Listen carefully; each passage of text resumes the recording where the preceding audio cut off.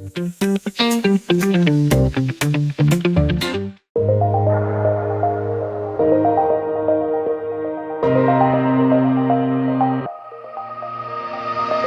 Ola, I'm from Warsaw. I came to London to study at MA Innovation Management at Central St. Martin's, and I live in Glassyard Hall in Stockwell.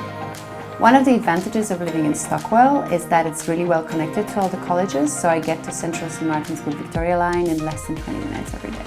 What's good about living in Stockwell is that's a fairly quiet area, but then it's really near to Brixton, so if you want to go out, if you want to hang out with your friends, show them the Ritzy Cinema, go to gigs at Brixton Academy and Brixton Village, where you can hang out with your friends, and there's all sorts of restaurants and bars around.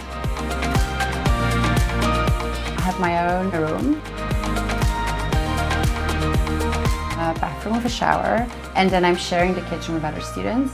The kitchen is quite massive, I have to say.